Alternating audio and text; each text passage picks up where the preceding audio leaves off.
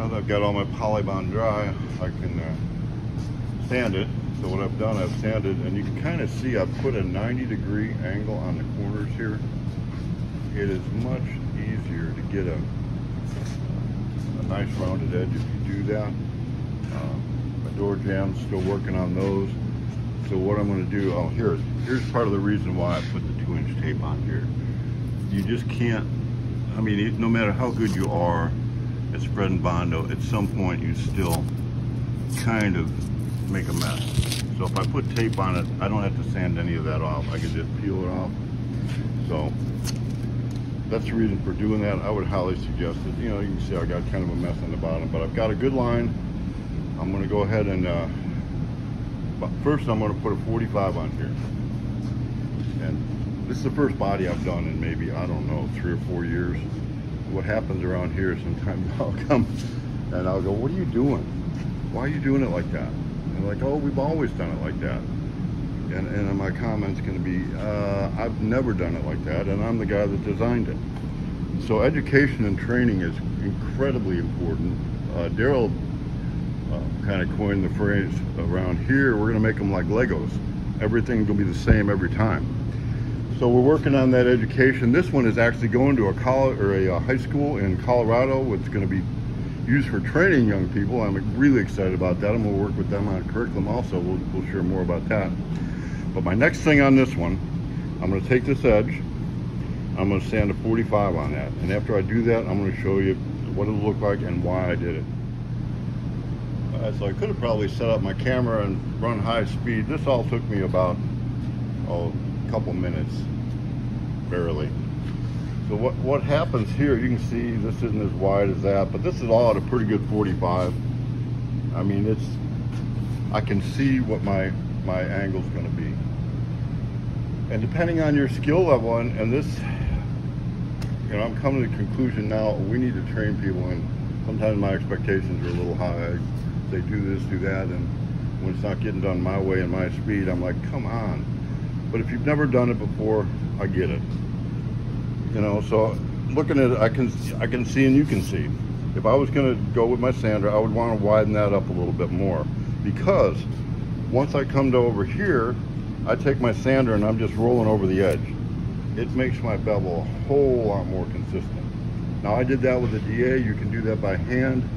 Again, it comes down to your comfort level with the tool that you're using, but power tools are definitely there to make the job easier and faster. So learn the tools and learn how to use them, because doing it at home is one thing, and you know, your time frame is not as critical, and we're doing it because we enjoy doing it. That's why we do this.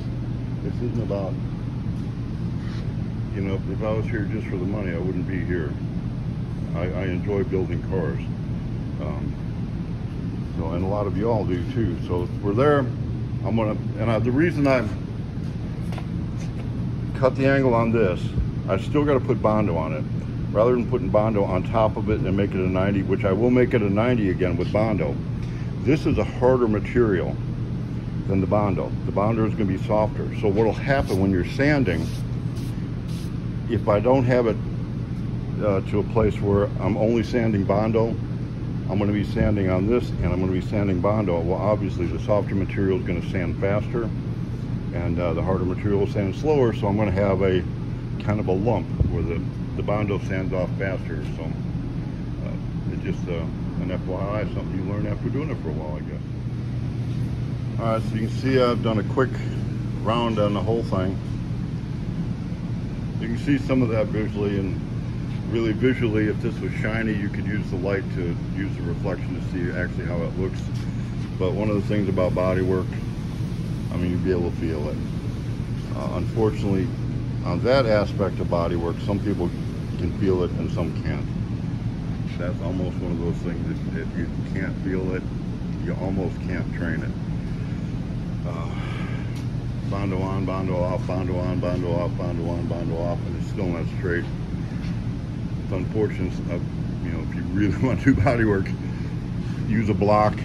You know, I can do a lot by hand and feel it. If you can't feel it well, use a block and do visual. One of the things you need to be really careful about, so I've blown this all off, I'm getting ready to put Bondo on. but you see these pinholes. You got to get your air and even get a little pick or something, a razor blade or something. If you see one that's just kind of like this one here, I could pick that and make it a little bit deeper. Well, actually it's kind of solid there, but make sure that it's just not sort of covered over and there's a hole underneath of it. So when you put your last coat on, you don't have any pinholes in here. Here's probably one there. See how I pulled that out of there? Look through that. Make sure you don't have any of these. And ready for some Bondo. So we put the Bondo on a day like today. You better get it on quick because Bondo dries quick. You can see it's kind of droopy. It's not near as stiff as that Polybond. What I'm going to do, I'm going to sand this. I'm going to put that edge on. I'll need to show you again how I did that because it's the same process that I did with the other one. And then this is one coat of Bondo. It will probably need a skim coat. And I think what I'm going to do is let one of my guys that's an apprentice, maybe the Renegade, go ahead and finish it. And that's the way to learn. I remember sitting here thinking about learning and teaching. I learned under a really good painter years and years and years ago, back in the day, with synthetic enamel and a hot plate on your table, jitterbugs, and the D8 just came into existence back then. He didn't let me use a primer gun for months, let alone paint. First thing I learned was when I masked off a car, it better all be going the same direction. So when he started pulling that tape off, it all came off without coming off of each other. And I listened, you know, and I did what I was told. I'm finding in today's world, too many times, an apprentice is going to do his own way. That's not an apprentice. I know better. We've had too many now as I'm trying to fill the gaps here. At some point it's going to be real easy. If you know it all and you're such an awesome hot rod builder, you go somewhere else and build hot rods, but when you build them here, it's going to be my way. And honestly, it's, when I say my way, it's the Spirit way. We got a great team of guys here that are awesome builders. Every one of them have their own abilities and weaknesses, but we complement each other that way. So what I'm going to do next, you can see this is a jig that's like a T-frame. I'm going to move it over to another frame that's got a couple tabs off down here. I'm going to set it up and I'm going to install the bed. So the next process on this is installing the bed. So the next step is installing a bed. So we have a bed here. I'll make sure that it is sanded well up in this area. That's where it's going to bond, and you can kind of see a body line right going down through here. It's going to go to the inside of there, the outside of this body line. Make sure this is sanded really well. What you're looking at here is a seam in the mold, so that'll be sanded gone. If you look at this, is kind of like a Spirit 23 frame, except we've added these little, I'm going to call them bed handles. So you can just put the handle for putting the bed on, or a little bracket or whatever. So if you are doing this at home, you could probably just kind of measure that out and clamp a 2x4 to the bottom or something like that. It's wide enough so when you set the bed on, the bottom of the bed sets that and it gives you your level. So I'm going to get this prepped up, ready to put on, and then show you how we get it ready to put the mud on, or the Polybond, and then actually do that. I got things cleaned up pretty well. I got things sanded pretty well. I actually put a couple body bolts in it so that it kind of stays located. If you want to make sure, you can reach under here and measure, but go from the frame to the end of the body so that the body is centered up on the frame. You don't want it leaning too far one way or too far the other. That way when you set the bed up here and start to measure, the body's going to be centered down here and you're going to be good to go.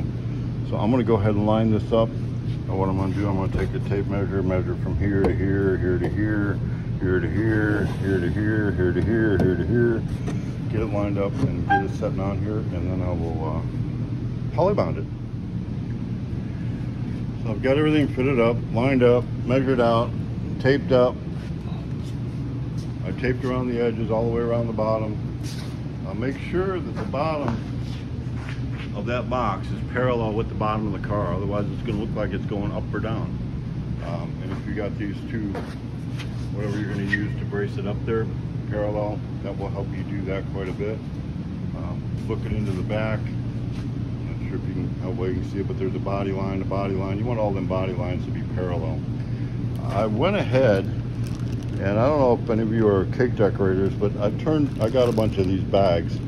They're banker bags. I bought a pallet of them at auction, but just so you can use a pretty significant bag, this will make a lot easier to go ahead and put the material in. So I'm going to pipe it into these corners instead of spreading it with a Bondo spreader, which I could do, but I thought I'd do the piping thing just to show you that that can be done, and it'll make it easier, and then I'll show you how to spread it here after I get it in. So I piped the material in there pretty clean. This is pretty much a hidden area that I don't want to do a whole lot of body work on, so I want it to be as clean as possible. So what I did, I took me a Bondo spreader, put some tape around it, bend it into a shape that I want here, and now I can kind of go in here. And you can see that cleans it up pretty well. I'll just clean it up like this, go ahead and get a flat Bondo spreader to go around and clean the edges, and it'll clean it up pretty good. Not too hard to do. Mainly it's all about measuring. Measure, get everything straight, and I did, like I said, put the body bolts in to keep the body aligned, so I know where it is on the frame. I know where the whole box is on the whole thing, so I'm kind of liking it. Get close. The cleaner you put your Bondo, or in this case your Poly Bond, which is more like a vet panel adhesive than it is a Bondo, the easier the job's going to be. So we can clean this up really nice, really easy. Same on this side.